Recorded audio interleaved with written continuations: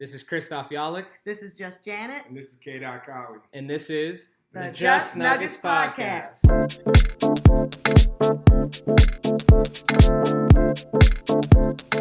Welcome back to another episode of the Just Nuggets Podcast. I am K.Collie. How's everyone doing today? We're good. Good. How are you? I'm fantastic. It is a beautiful, what is it? February the 4th? February 4th. 2024. So yeah, 2424, right? Oh, yeah. Is this Kobe Day? 2424. Yeah.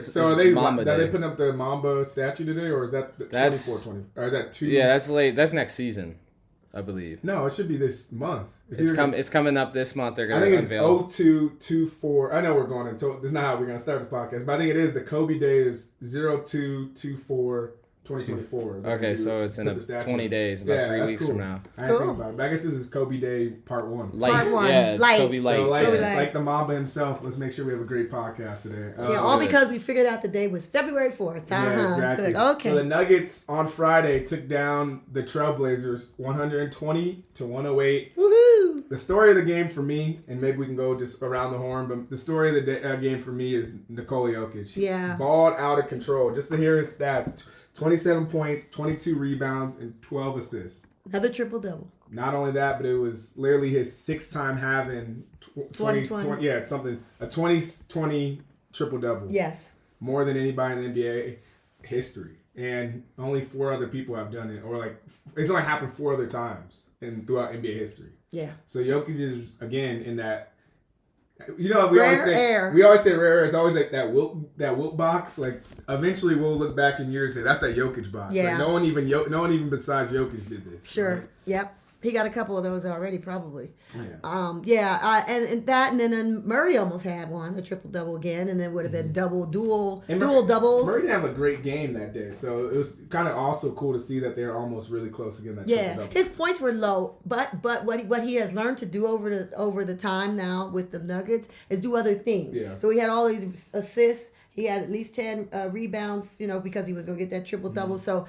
Good on you, Murray. Keep doing that because sometimes we just don't have it. Yeah, we're watching. Gotta do other things. Michael Porter talk on the Pivot the other day. Yeah, and they're asking him about how he felt about his performance in the playoffs because Michael Porter. I'm not playoffs, but the finals. Sure. How he didn't hit all of his shots. Yeah. He said, "Well, when you get into that point of the game, it's all about just making the plays." Yeah. Right? He said, "So I was rebounding, I was making it, I was playing defense." Playing defense. He said the things that matter, and I think what you're saying with Jamal is too is you can impact the game in a million different ways. Yes. You just have to know, you have to just be okay. I think that, I'm giving out our secret trade series, but this is a basketball secret. It's not really a Nugget secret. The Nuggets just do it well. You have to do that, and all you have to buy in. And if you know you're not hitting your shots from the 3, move yourself in and just drive the ball to the basket, or do other things, or help passes, or just something like that. And every one of the starters for sure, and now some of the really good bench players that are coming off the bench know what to do now. And that's what other teams. I watched basketball all the time, and there are far other teams who we talked about it last time, don't know how to close the game out, and certainly don't know how to, if their game is not hitting, do something else to help your teammates and get this done. Christoph, what did you think about Peyton Watson's performance? Oh, bro, he's playing out of his brain. I think honestly Peyton has taken the lead. He was a rookie last year, and I think the rookie season CB took the lead as a rookie. He kind of got a grasp of the feel of the team and the feel of the NBA a little bit quicker than P. Watt. And that showed on the defensive end. In some games, he could snap and maybe hit a corner 3, get some steals that leads to some transition fast break dunks or layups or whatever you may have it. I believe this year they've kind of done like a swap, and or a tag in, if you will. Whereas P. Watt has become the guy, he seems like he always has his hands in the mix of something. He's always getting his hand in the way to start a fast break. He's always making a block shot or contesting a shot. Last game, he was actually hitting open threes. I'll check the stats. No, you're right. He's getting better at it. He was 6 of 8 from the field, 2 of 2 from the 3-point arc. So he's playing out of his brain. Yeah. But I think all the Nuggets, but particularly P. Watt, they're not playing to this like exhaustive level. No. I don't believe. No, they're taking their time. I think they're doing it the correct way. They get tired because their schedule was so rigorous early on. And so they get a little rest now. I know it's jumping sports, but we also listened to Travis Kelce's podcast the other day, and he was talking about how, like, it's hard to get up for a game in the middle of November when you know you're going to beat somebody. But he's like, we're now in February. We're now in January. These games are meaningful games. So you're back to basketball now. Yeah, no. This is what he was saying. No, I understand. He said it's different when you're playing more meaningful games.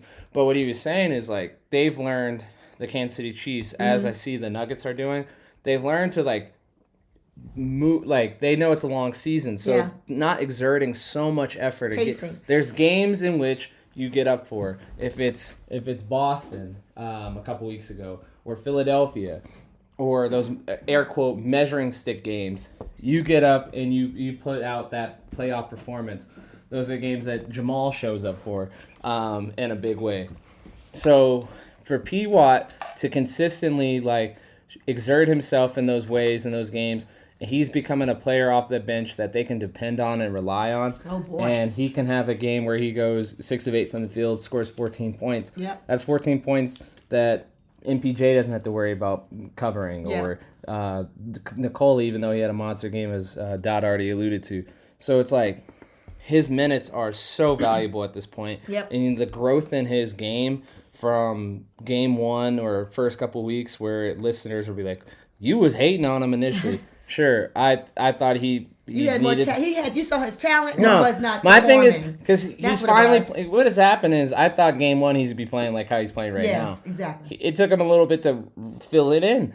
And I would say, back to the same person yelling at their audio of me talking right now, I wasn't wrong. It just took me a little. It just took me a little bit long to get there. With Peyton Watson, he answers a part of the problem, but I think there's still a bench problem. Yeah. So to what we're saying, it's like, yes, Peyton Watson is becoming the player we believe he's to be, but now it's like, hey, Christian Brown's sometimes nowhere to be found. So we're still he's getting better now. He's had 2 good games recently. Who's our consistent 7? Who's our consistent 8? Yeah. And that's what I think we're more talking about, and I think it will be, unless we make a decision in the next week, because I think please, Calvin Booth, we beg you, trade deadline please is do Thursday. Something. Yes, so get somebody. If something happens Thursday, which we may not have the space to, at least if we don't get anybody on Thursday, at least try to go get someone in the buyout. Yeah, that can make the Nuggets better, because again, we know that when the playoffs come, it's going to be miserable trying to run a seven-man roster. 8 is good. 8 and 9 is good. But But Calvin Booth, remember last year you went out and got us some help. You know, Reggie, I know now. Look at Reggie; he's blossomed into our backup 6-man. But I guess my point is, we had a deep team, whether you want to call it a deep bench or we had players. We had players down there that really could contribute, and we only have a few now. You know, it's cut to, like you said, 7, 5 and 2, or I think DeAndre. They need one player, to be honest with you. Just one and if you can flip somebody for an energy guy. I've said in the past, Klay Thompson. I'm cooling on that somebody one. Who's going to be because that one's just not practical. It's not. The buyouts we won't know until someone gets bought out. Mm-hmm. You know what I mean? Side note, they should have went and got Malik Beasley, but they didn't do that. He was never coming back, bro. I think there's an issue. Bro, if you paid Malik Beasley, they could have. They're literally paying a Justin Holiday more money that the Bucks are playing Beasley. That's not. It is very much so that they should have done it, but they didn't. Okay. So here's my thing: you had the opportunity to make a deal or sign somebody in the buyout market. There's somebody that Dot and I have kept our eyes on, and we keep saying off podcast, but I think it could work. Obi Toppin. Yeah. Obi Toppin. He's a prime piece of the Indiana Pacers. They're in the 6th seed. They're 4 games over 500. And they're in the East. That's helpful. You don't have to get anybody. Give you somebody in the West. His contract is favorable for a trade. His contract is quite favorable for a trade. Yeah. Will they do that for the pieces that we can offer? That's to be seen. But they may do it in a 3-player deal or something. I think they get Zeke or something to help on the backside of Miles Turner or something. Yeah, we give up Zeke Holiday in a pick. I know we don't really have too many of those to offer, but if that was... Yeah. Somehow we can, work that out. Now, is he going to be a free? We don't know that. Is he going to be a free agent in the summer? Is he just going to rental? We just rental. We're just renting him. Contract. No, but what the thing is, I think what the bench needs is energy. And yes, Obi Toppin and Bruce Brown are totally not the same type of player. Bruce Brown, one thing that they do have in common, which would have helped this team go for... They're slashers? Yeah, he'd be basically dunk man role that Aaron Rodgers. He'd be Aaron Gordon for the second unit. I want some people around the bench. He can hit knockdowns. Yeah. He plays good enough defense, but he's a energy guy. Okay. He's one of those guys who will make a steal up in the court and just boom out on somebody. Anybody else? He's one of those guys. I said when we got KCP and when we got Bruce Brown, it went from, hey, this team's a championship team to like, oh, we're going to win. We're going to win, yeah. If we get someone like an Obi Toppin at the trade deadline, I'm like, oh, okay, we're good. Because then you got Peyton Watson, Obi Toppin, and CB, Reggie, yeah. Nice I truly feel like if the league doesn't make a substantial move like a KD going from Brooklyn to Phoenix last year, or the overhaul that the Lakers do, I still think the Nuggets are in prime position to win it. So there's two pieces of me. Yes, they should do something to cement it. That's point number A. B is if they can make a move, let's do it. And C is if the league moves around and you do nothing, then you're in a bad position. But there's two options here that I feel very comfortable about the Nuggets going back-to-back. Oh, I think the Nuggets should go back-to-back. I'm just saying that you might as well make a move. It's one of those things. In Kansas City, somehow in the Super Bowl. We're jumping sport again? No, yeah, I am. Because like, somehow, somewhere, they had no receivers, didn't fix it, still made it to a championship. Okay. But I do think with our bench, it's like we see the problem. Like, why not add something to that bench? It's not a perfect bench. If we see it, don't you think the management sees it or coach we know there has to be something to go down. I don't know, because fans, I do this often, but pause and go back and listen to Just Summer League. Welcome back. What I said in that episode rings true to right now. Is that they need to do something. I saw this coming in the summer when they weren't doing anything. They weren't doing nothing. And I'm like, Calvin Booth. And my thing is hard for me to jump on Calvin Booth's head. It is truly hard. Because it feels like crocodile tears. This dude brought a championship. Yeah, he did. And there's this piece of me that's the old Nuggets fan. They're like, be grateful that you even got one. But then there's this new Nuggets fan in me that's like, bro, this window was wide open. And don't waste They're the best team in the NBA. Don't waste Nicola's health, because health and prime. Yeah, and he was, he's not like infallible that he's not going to not Calvin get hurt. Booth, by God's chance that you listen to this, please make a move. If it's Obi Toppin, if it's Klay Thompson, if it's anybody, not anybody, LeBron. They just need something to move the needle off that second unit. They really do. It's a very simple concept. What you lost, you didn't gain back. No, it's pretty evident, even though you're on pace what you were last season. So you could say that, and that you have the numbers and metrics are going for you to justify you not doing anything, Mr. Booth. But the eye test and the vibe test say go get something for that second unit. Test, because if we lose anybody, God forbid, in that roster lineup now, then we're way behind, because we can't even afford it to have for people to sit a night. And as LeBron said last night after winning, when he was talking to whatever sideline reporter about going to ending their road trip against the Hornets, he said that's an NBA team, and if we don't come with our correct energy, they'll beat us. And why I say that is because, sure, you got through the month of January. That was going to be your toughest month. And on paper, like, you're not playing, like, the toughest schedule down the stretch. We're getting you get everyone's A game. But you're not playing, like, the toughest stretch for the rest of the season. But every single one of the teams you play for the rest of the season are NBA teams. Meaning that if you don't have all your players, you don't have the right mindset, every one of them can beat you. Every single one of them. So let's talk a little bit about our division, because the Nuggets currently are sitting. We're third, right? We're fourth. No, I'm saying in our division, because we played the Thunder on Wednesday, lost 105-100 without Jokic. We're fourth. Oh, in our division. And Minnesota's also right there too. So what in your opinion? The Thunder I'm less worried about, again, because we lost only by 5 with Jokic gone, and then even with that game we could have made some wins. I mean, there's some moments in that game we could have won. I remember one time KCP, we had a 3-on-1 and KCP shoots the 3. If we get that bucket, we're right there with it. There's another time when we're going to knock it down to 1 with like 50 seconds left. And just a bad break, the ball hits off of a player, and then it hits off KCP, and it goes out of bounds. So there's moments in that Thunder game to win, but now I think we've already dropped 2 or 3 against that Thunder. Yeah. Can I jump in before? Can I jump in before? Just Janet says what she's gonna say because I know her. I care less about winning the division than most things, but this year is unique that the 2 teams ahead of you in your division are also 2 teams that are ahead of you in the conference. So to get home court advantage, which you want throughout, I think this team could go on the road, but their road record is they're 2 games above 500. They're 14-12, so they're kind of shaky on the road. But I trust them in the playoffs.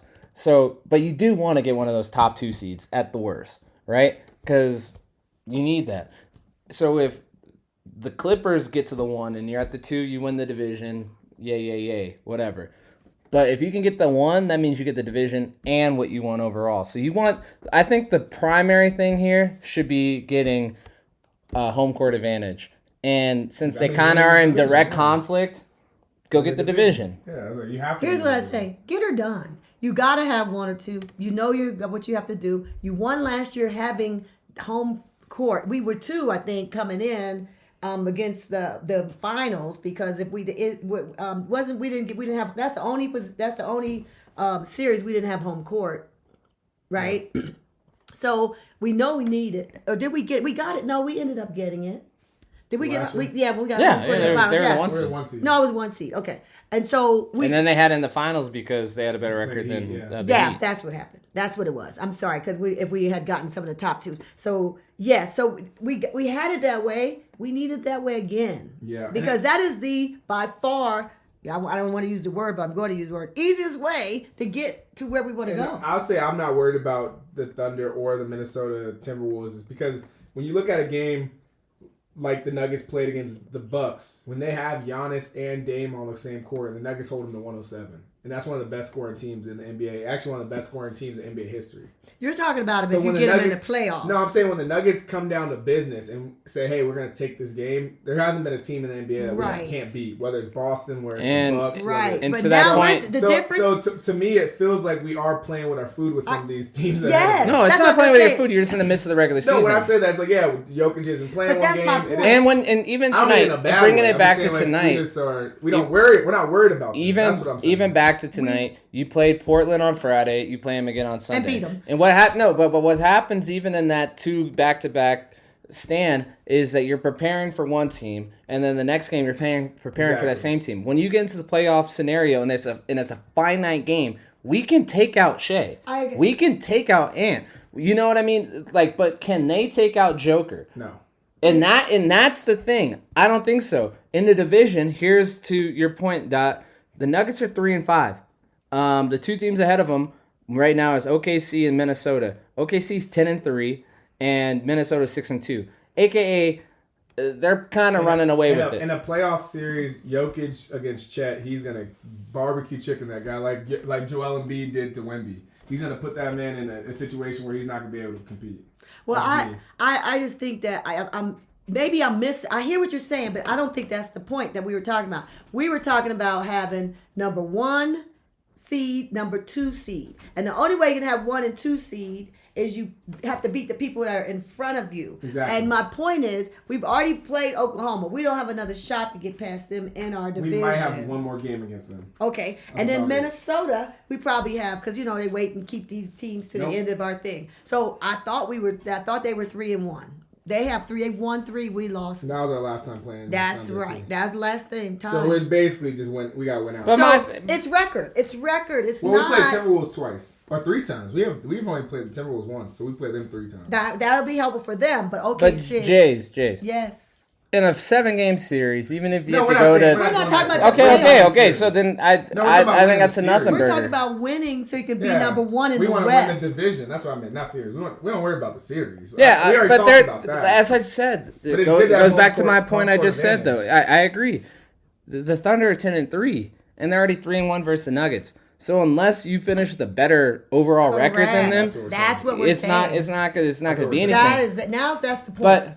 But if I'm just saying, I'm not scared. I guess what I'm saying overall, I ain't scared of the OKC. We don't have any. We're not scared. I was more saying. I was asking when I asked the question. I said, "What do you think about the situation where we got to like these are the two teams in front of us? It just so happens we're third in our division. What do you think about what needs to happen? I guess for us to we see that we got the Timberwolves. We can play them 3 more times. So we but the Thunder we can control that. Right. We can't. But here's my thing about that. Even is right now, if it was to end this way, the Nuggets would be the 4 and the OKC would be 1. That means if they're able to get out of the first round, currently they play Dallas, and we play the Kings. If we're able to get out the first round, they're able to get out the first round. It's a series versus OKC in OKC. I bet you dimes a dozen. I would love to see Jamal go against Fox. That'd be fun. So if they have home court Kentucky guys. As the West is constructed right now, I said this on the last pod, there is not a single team I'm scared of. The only 2 teams I truly respect in the West right now are the Suns and the Clippers. And that is it. My list ends right there. And the Suns over the Clippers, if I'm being completely honest. And to your point, SGA, and I'm only just giving him credit for what it's due. He has been on an 11 game straight, 30 points. So he's playing well. I mean, we're literally gonna have to stop him in the playoffs, but he's playing good basketball. And we got everybody. Our division. I don't care. They always be talking about these other divisions, but our division is the strongest division, not in just the Western Conference, in the NBA. Yeah, rising boat lifts all tides. Yes. Everybody said, "Hey, we know who the champions are. Now we just got to be better than these guys." Right. That levels it out. You don't have to go look around and say, who do we need to be? No. I would say the Nuggets have been in the best division in the NBA for a couple years now.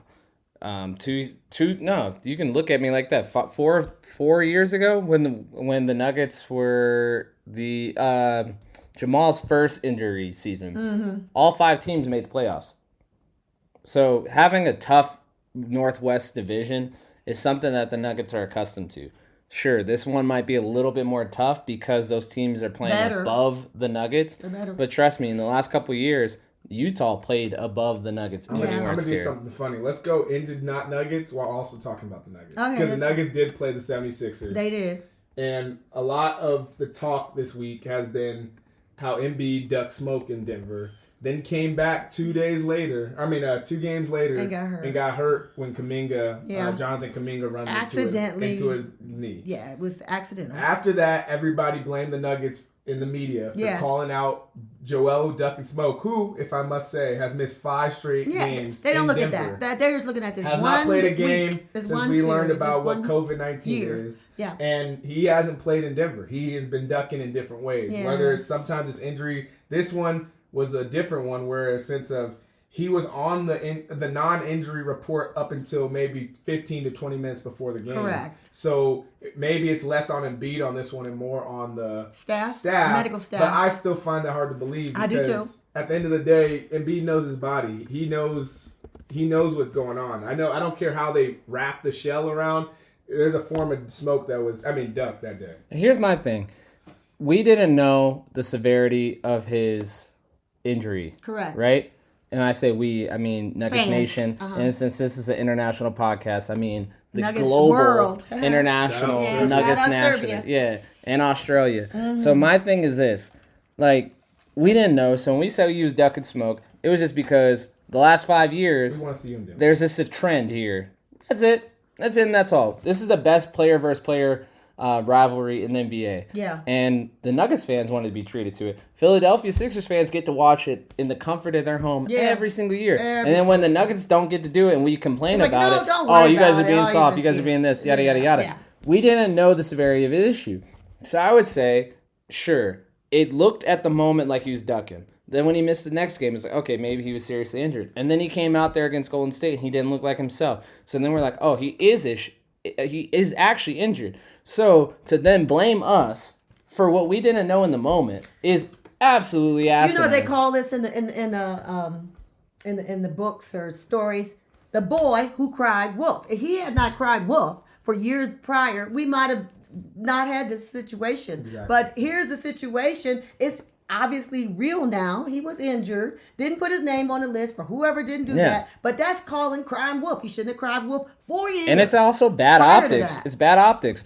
In the moment when you canceled 15 minutes beforehand, and I know we didn't talk about it on this pod, but like a lot of Sixers fans were upset. They're like, well, their backup center gave him 30 and Oubre gave you 25 and yada yada yada. Here's what happened. As soon as the Nuggets heard that he was out, you know what happened? If you want to be really honest with yourself and really honest here over the whole entire situation, Sixers fans, is that the Nuggets knew we were going to beat you. As soon as before the tip-off, they're like, okay, we're going to win this game. So they didn't even have to, they could beat you with a C effort, and that's what you saw. So your third stringers got our first stringers on C effort and still lost. That was what happened. When Embiid left, the fun of it left. So they were like, okay, we'll just go out there, half-ass this, and win. And that's what happened. No one wants to see one of the NBA's premier best players get hurt, especially the reigning MVP. Sure, nobody does. Nobody wants to see that happen. And I think at the end of the day, that's more on the Sixers staff than it is. I mean, and to blame Nuggets Nation for that is stupid. No, not just to blame Nuggets Nation, but then to also blame the NBA on the 65 game rule. Yeah. Stupid. And now everybody's saying, "Oh, I don't think the 65 rule's this." Or at the end of the day, Christoph has been talking about it off podcast, but from Michael Jordan to Dumars to Larry Bird to the next person, name it. They all played 65 games in their sleep. And these people make more money than they. Yes, I was going to say that. And here's what I was going to say. And in what K-Dot just mentioned is I've noticed a little trend here is that ever since that collective bargaining and that new television deal where they started getting a lump sum of the revenue generated by the television rights and the television deals. And the deals, as we talked about on this pod, and everybody in basketball, world talked about it. Dude got $300 million this year. Jaylen Brown from Boston, he got $300 million. That is, bro.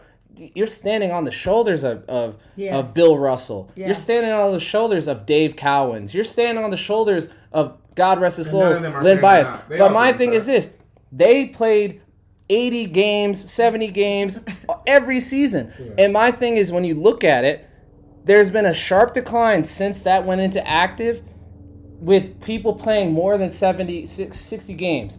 And that is stars, because there's a bunch of people. Michael Porter Jr., shout out to you. You've played every game this season. And there's others across the league on all 30 teams that have in that same position. I can't recognize every single one of you, but you guys are out here. My thing is this. You guys are getting more money, and you guys want to play less.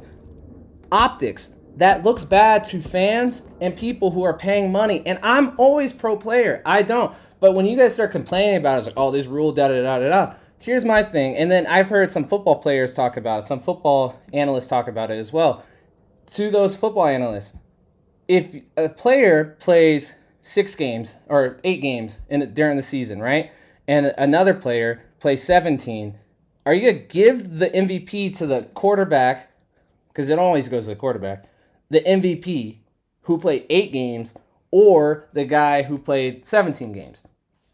It's a no-brainer in football, and you guys want to come on and comment about it. But my thing is this. If a dude plays 70, 75 games, almost 80 games, and a dude plays 50 games, and you guys are like, well, he should be MVP because in those 50 games, his talent is better than the guy who played the bigger one. It doesn't matter. It just doesn't make sense. It doesn't add up. And I know this has just been the trend of this pod is jumping into football.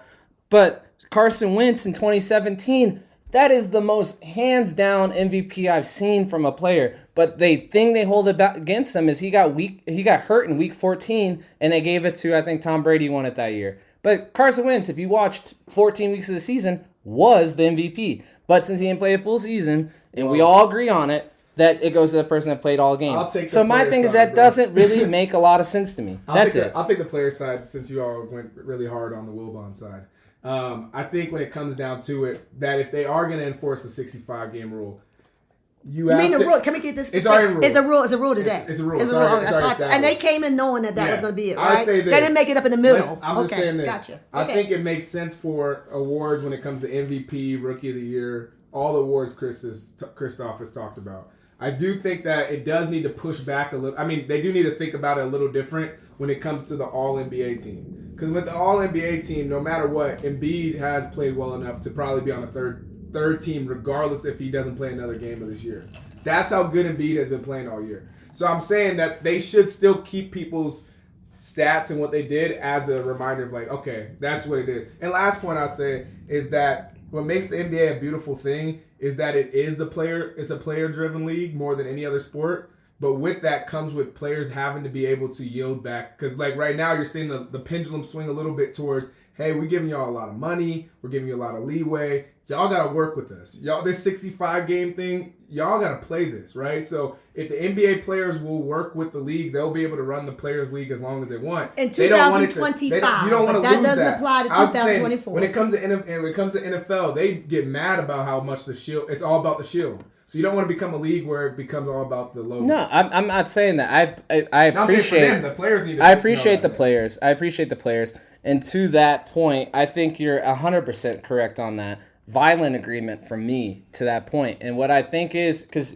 the leading scorer, if you average 35 points a game and someone averages 34, they have a 58-game threshold to be able to be the league leader. Mm-hmm. If they make it 58 games...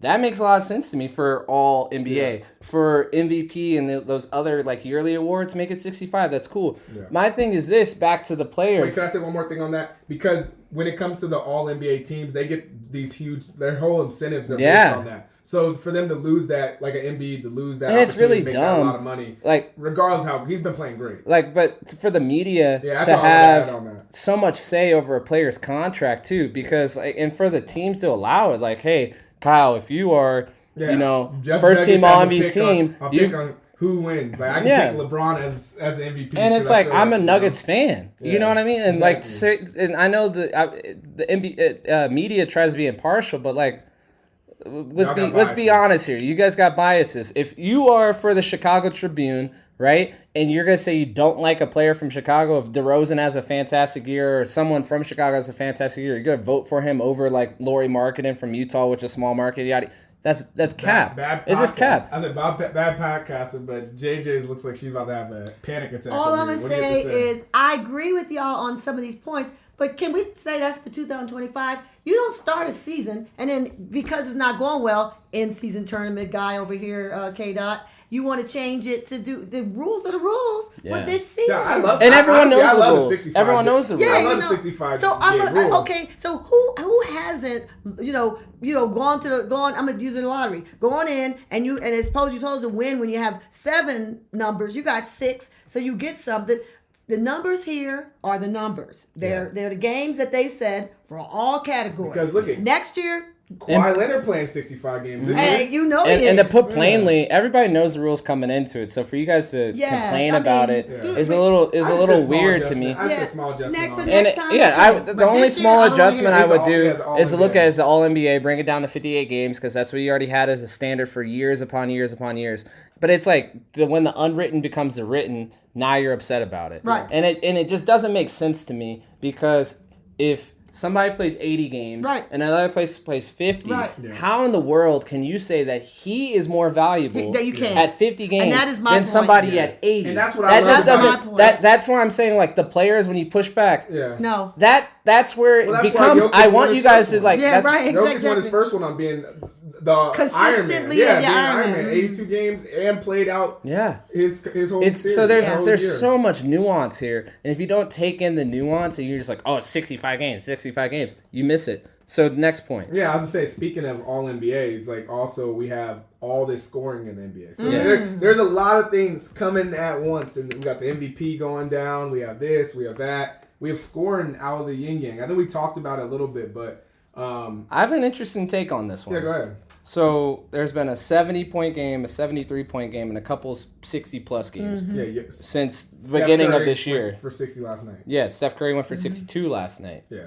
And where was it? 60? It was 60. It was 60. No, it was 60, and then his high score is 62. Gotcha. So, yeah, my bad. But 3 of those, Booker, who was the other one? Luka. No, Luka won. Cat. Yeah, that's what it is.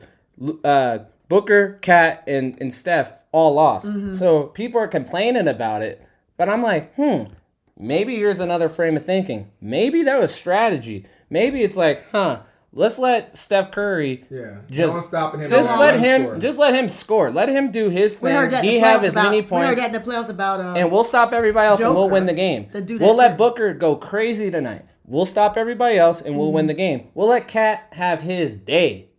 We'll stop everybody else, and we'll win the game. And they did. So there's a point when everyone's like, oh, they're not playing defense, and this is not great to look for the league and all this stuff. And I'm like, well, if 3 of the teams won, and only 2 of them, 3 of the teams that allowed all this stuff won, and the teams that allowed the higher scores lost, was it bad for the teams? It might be a bad look for defense, but like also at the same time, it was a great strategy because you won the game, and that's last time I checked, that's the goal, right? That's one thought, or the other thought is, my thought is play defense, and we don't have all this, and that's all I'm gonna say on it. We said it last time in the last. Go check us out in the last episode. We talked about this. We're not saying we don't love offense. Who doesn't like to see all that? However, defense. Let me push back on Jays or Michael Wilbon, as Mr. Dot brought to the attention. Mm-hmm. Would you rather Steph Curry score 35 and you lose, or 60 and you win? Well, since we want the win, I'd say that, but I don't see that analogy is what I'm saying. If they scored all these 60-point games and they lost and they won in the process, then I think that there's more of a point. But the point gets muted when you look at it. It's like, well, they're scoring a lot. Like, a player is scoring a lot, but their teams are losing. So then maybe it's just strategy by the other team to be like, yo, you go get yours, and we'll shut down the rest of your team, and we'll win the game. Yeah, but we have more. You'll get the accolade. We'll get the win. When you analyze the stats and how many, it was so many in a matter of a month almost, right? Yeah. It was so many. So you're telling me that all those coaches had to make that decision. I'm telling you they didn't. Speaking of coaches, it was announced the final part of the All-Star selections. So the last of those guys that got in no particular order, was Devin Booker, Steph Curry, Anthony Davis, Anthony Edwards, Paul George, Kawhi Leonard, and Cat. In the West. In the West. And on the other side, on the East, it was Donovan Mitchell, Julius Randle, Paulo Banchero. Mm-hmm. And I'm trying to see who was not on it originally. Jaylen Brown. Jaylen Brown, Jalen Brunson, and Tyrese Maxey. Yes. Did you hear another nugget when I said any of that? No. They honestly look at nuggets to be on All-Star games. Did you hear Jamal, AG, Michael Porter Jr.? To take it even another level, was P. Watt in the Rising Stars? Breaking news. No nuggets, no nuggets, nobody named I think there's 2 ways to look at it from a Nuggets perspective. Alrighty. One, rest up. Let's get ready for the long haul, because at the end of the day, I want banners. We want rings. I understand. We want legacy. But we can't let them and then there's another one where it's like, hey, we want recognition, league-wide recognition. No, don't let them off the hook. I'm not letting them off the hook. I'm just keeping the main thing the main thing. You know why? Who would you kick off the West for Jamal? May I say this, please? That's a good question. May I see this, K-Dot, first? I know. All these other teams, I think this is a point that's been made by others, but I'm going to make it right here.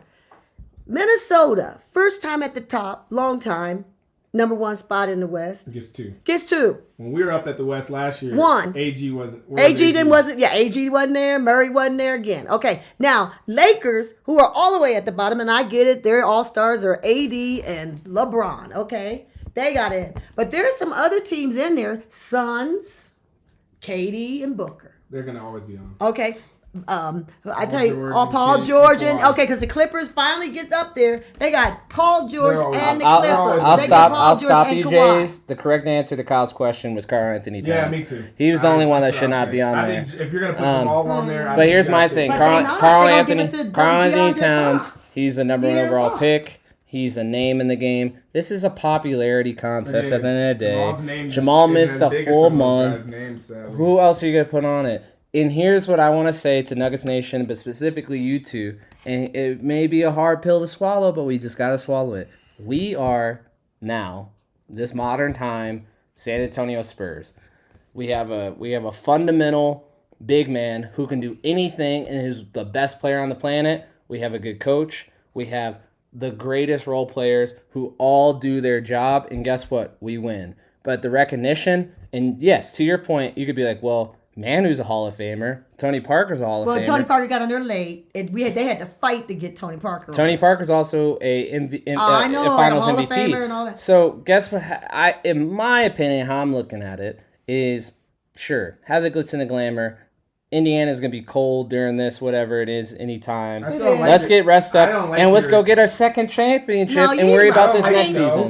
There's nothing we can do about it this season. Let's rest up, go get a championship, and keep it going. Bro, even with the Spurs, this is why I said I don't like your point. Tony Parker was a 6-time All-Star selection. But they had a hard time getting him on there. Early on. After how many championships, too? How many championships did they have before he did that? Bro, okay, Manu was on it multiple times, too. He was named twice, and he was a 6-man half the time. I get it. And how many times did they win championships before they got on it? But I'm sure they had to fight to get him on there. The point, both your points are right. They finally did get on there. Maybe you're saying Jamal and AG are finally get on. Yeah. The difference is but you're right. They were the team that was just, play vanilla, just do their stuff, fundamentals, traditional, way down in San Antonio. But if they get, times a lot of times. But if they got on, but if he played in the league for like almost 20 years too, like played for 17 years. But my thing is this: if you are in the finals every year, guess what? That means all the basketball world is watching you, and they're like, "Yo, Jamal is good. Jamal is good. Jamal is good." So next year they'll vote for him because they know Jamal is good. Because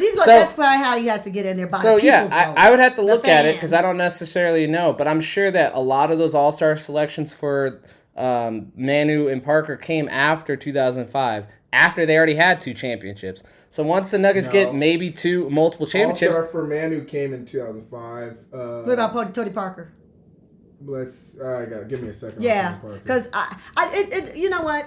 It's just shameful. It's shameful that Jamal is not in there, and I knew it. That's why I keep talking about it every week. I could feel it coming that they were going to just do this. But to my point, the Spurs had won 2 championships by 2005. Tony Parker got his first in 2005 too. See, there you go. Yeah, but they were on their pace to their 3rd championship that season. And they had to fight to get them in. The respect was already given to the Spurs. So I bet you, if the Nuggets win a championship this year, which they're going to, unless some upheaval of the NBA happens, Jamal, AG, they will be all-stars within the next 2 years. Bank it. We are hoping it was this year. Anyways, let's go to the 2 minutes remaining. 2 minutes remaining. Well, get your vocals ready because tonight is the Grammys. Ooh. So in doing so, I thought it'd be fun, whatever you want to call it. Yep. To give some awards. But first, we'll be turning our TVs back and forth because, the Nuggets are playing tonight, Portland. Yeah, we'd much rather watch the Nuggets. We much rather watch the Nuggets. Yeah. But anyways, they give out a lot of awards at the Grammys. They give out a little bit of everything. Sure. So let's make it They give out Grammys, if you will. Let's give it a little NBA style on it. So let's go Best New Artist. And that's one of the best. In the NBA, total. In the NBA. New player that's hooping out for you. I know what y'all We can go a little rapid fire. We don't have to make it. Yeah, rapid fire. Go for it. Say who you going to say. Brandon Miller. We knew you were going to say that. I'm on this, and I'm staying here. Okay. Go ahead. You go first. Chet. You're going with... don't even say OKC. Oh, that's nasty to me. He's been doing well. Now Wemby's there. But I'll go with something unique. I'm going to go with Juju Watkins. Wow. From USC. She's balling out and just gave 51 points. I did say NBA. I said you said basketball. In the basketball world. Basketball world. All right, I go Juju, for it. She's hooping out. I should have said that. I like Juju's game. What about best record? It's the real best record or right there in it. Too bad we didn't say good record. We said best, So, of course, it's Minnesota at the top and Boston. Aren't Boston at the top? Yeah, that's fair. I would say Clippers because they're finally healthy. And I would say Boston because they have the best record in the NBA. Yeah, I say best record. Those two. Rapid fire. Next one. Yeah. Song of the year, which I guess we can consider that the best moment. Best in the NBA moment so far this year. Because the fat lady sang, huh? Because they had those points. I think the Giannis versus Wemby game was quite iconic. It was good. Backboard dunks, block shots. Yep. It just it was finally Giannis was like, Oh, and Wemby. Yeah. They looked at each other as okay, there's finally someone who's like me. Wemby looked up to Giannis, so it was his. He aspired to be like. So that's Giannis. what it was. It was like him coming into his own, but then Giannis being like, okay, there's someone at this level. I know. I'm not gonna let him because show me up. Embiid and Jokic are not like Giannis. They're big. So they got that with him, but they don't. they don't move No. or behave on the court like he does. No. So yeah, that would be mine. That's a good one. The best moment is AG's windmill last week. We didn't talk about it, so I had to at least put it on. Well, you said AG. You didn't let me put it in this week. Okay, so I was gonna say. That's okay. Yeah, I was. Uh-huh. My best moment would probably be, let's say, LeBron and Curry, because we got a blast from the past again. That was a really good game, double overtime. Yep. That was a really good game. Nah. Well, we didn't say his name yet, but I'm going to say it, Luka. I think, and the reason why I'm picking the 73 points, and the reason why I'm saying that is because all the bad negative stuff he got by doing it. Now, his was because nobody was playing defense. And then we took a look. Then we took a look at all these other teams who they were playing. They were playing people that was under 500 as well. Get no shots on that. He did like on 30. Yeah, he was literally efficient. 25 of 33. He had the most. That's why I'm picking him. Stupid. He had the most efficient. Right. Everyone else was at Let's go to producer of the year, which we consider as the coach of the year, maybe the GM of the year. Yeah, coach of the year. Let's do that. Well, you guys literally laughed at me when I said this at the beginning of the season. Okay. And you were like, "Is that crickets?" Remember that? Yeah, I remember I take receipts. I'm staying with them. Nick Nurse, you keep doing a good job, brother. Guess what? It's still gonna be crickets for me. He needs to get a new medical staff. I'm gonna be honest with you, he ain't gonna be coach of the year. Well, I'm talking about what he's done so far. What he does for the rest of the year, we'll see. Gotcha. I'm gonna go with Mike Malone since he never gets coach of the year. Never. It needs to. I'm going Mike Malone. Go Mike Malone. Crickets. Udoka in Houston.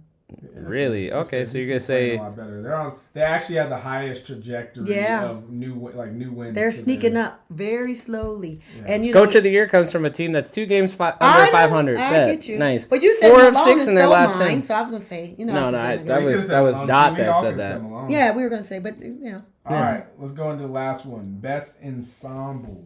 Explain that one though a little bit. Yeah.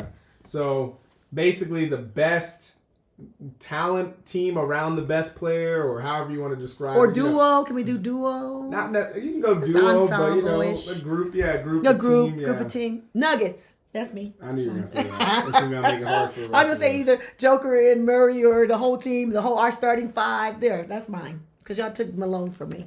Yeah, you can go ahead, Christoph.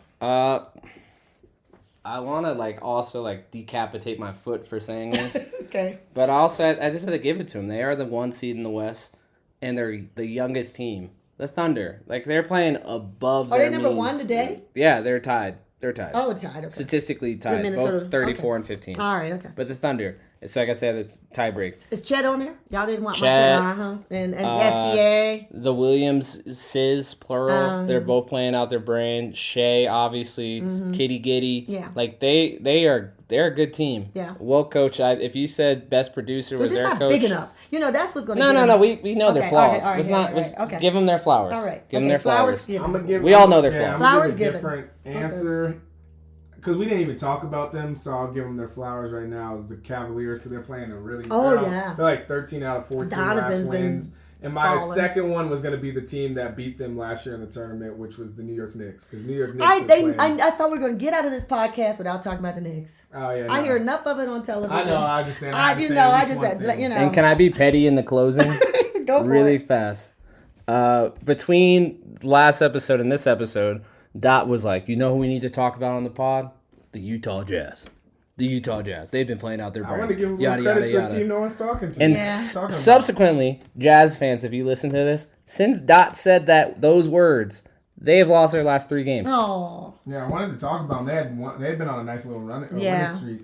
But so if you're looking for somebody to blame Utah, well, the way I see it is Utah might be our friend coming up in this. Yeah, they're going to play OKC. The enemy of my enemy is my friend. Exactly. Heading into the finals. Let's talk about it. They get to play the Timberwolves twice. Good. They play OKC. Let's go, they play Utah. OKC twice, bare minimum. So let's go Utah. And they play the Clippers twice. So I'm just saying. They got all the. You want a team to root for that's not the Nuggets that help us a lot. Look for the Utah Jazz. Let's start right here. The Nuggets play tonight against the Trailblazers again. Second time. Hi, Chauncey. Yeah, Chauncey. Shout out to Denver legend Chauncey Billups. Yes. King of the Park Hill. From the Just Nuggets podcast. Yep. I am your favorite point guard of the podcast, K. Kali. Yep. JJ. See you out. Go Nuggets.